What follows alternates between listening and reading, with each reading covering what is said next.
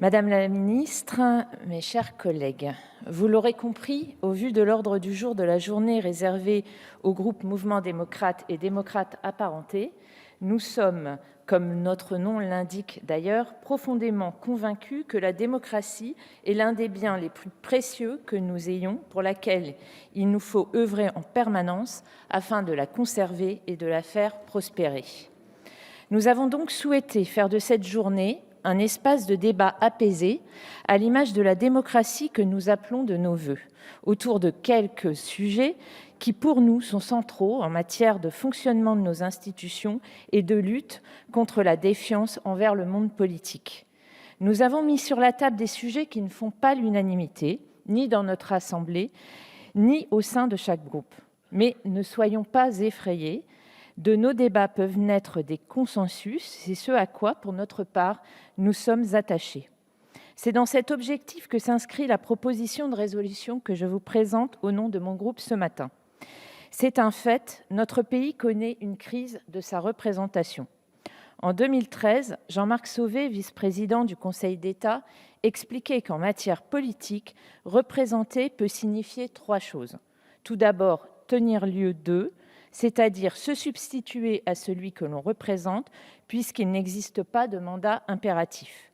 Cela peut aussi signifier ressembler, c'est-à-dire être représentatif de la réalité du pays.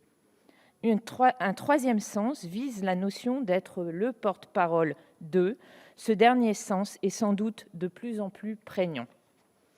Le 3 juillet 2017, devant le Parlement réuni en congrès à Versailles, le président Emmanuel Macron avait alors marqué sa volonté de voir la démocratie française renouer avec la variété du réel, avec la diversité de la société française qui est le souffle profond de la vitalité démocratique de notre pays. Si la réalité plurielle de la France est entrée dans une large mesure à l'Assemblée nationale en 2017, elle est cependant inachevée.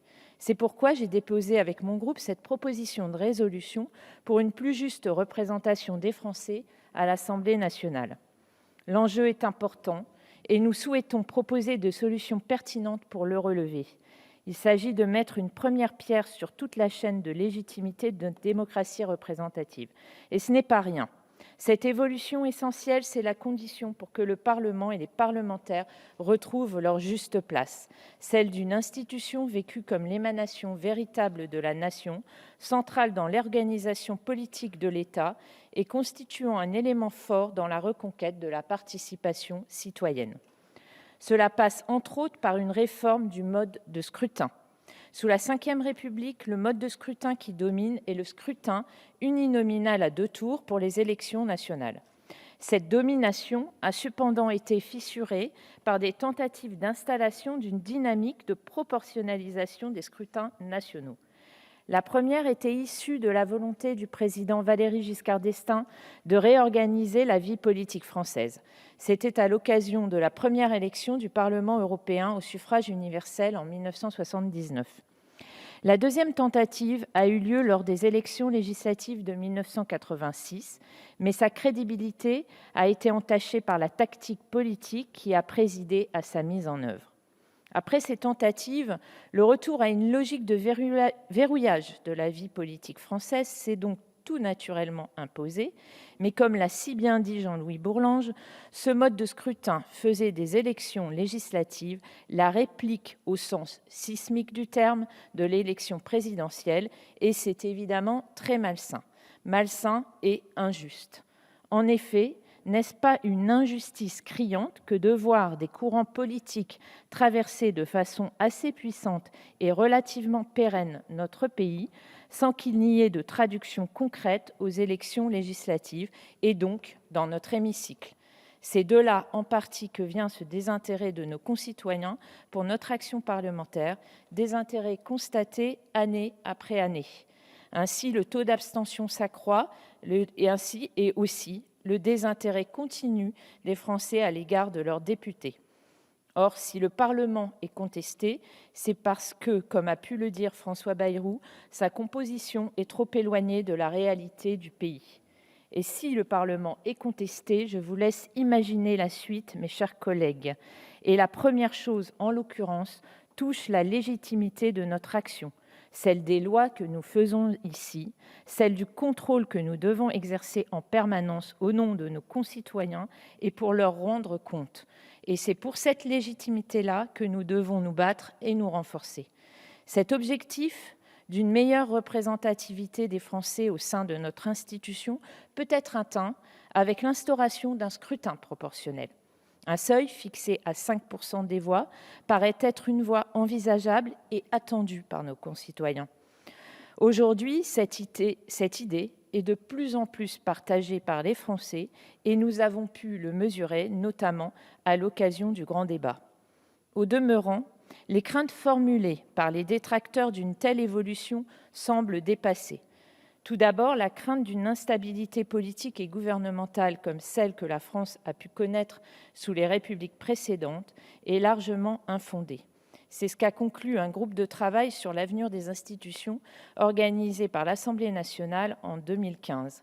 Il rappelle d'ailleurs que cette instabilité n'était pas la conséquence du mode de scrutin à la proportionnelle. Ce rapport souligne encore que de plus, que de nombreux pays ont adopté de modes de scrutin parfois intégral sans en souffrir. Tout au contraire, dans les pays voisins, notamment l'Allemagne, qui ont choisi la proportionnelle, la construction de majorités larges et de projets constitue un élément de robustesse de l'architecture institutionnelle. Une autre crainte avancée est celle de la perte d'influence du président de la République par rapport à son Premier ministre. Il est peu probable que cela se produise, tant au regard de ce que prévoit notre Constitution, qui, sur le fond et sur la forme, fait du chef de l'État le plus important des pouvoirs publics. Peu probable également au regard de la pratique présidentielle initiée par le général de Gaulle. Si l'instauration d'une dose de proportionnelle, comme nous le préconisons depuis longtemps, nous avons d'ailleurs déposé une proposition de loi sur ce sujet il y a 1 an, est de plus en plus partagée, comme je le disais, par nos concitoyens, c'est aussi parce qu'elle apporterait une légitimité indéniable aux candidats élus et ainsi à notre Assemblée. Mais au-delà de ces aspects, cette évolution répond aussi à une demande de réinvestissement du champ politique par les citoyens. Loin d'être déconsidéré, l'engagement politique en particulier semble plus que jamais une valeur centrale de cohésion pour de nombreux Français, parmi les plus jeunes notamment, engagement qui ne se traduit plus désormais dans la participation les jours de scrutin et nul ne peut s'en satisfaire, évidemment. Chers collègues, faire évoluer notre mode de scrutin serait un gage fort pour une réappropriation de l'espace civique par les citoyens.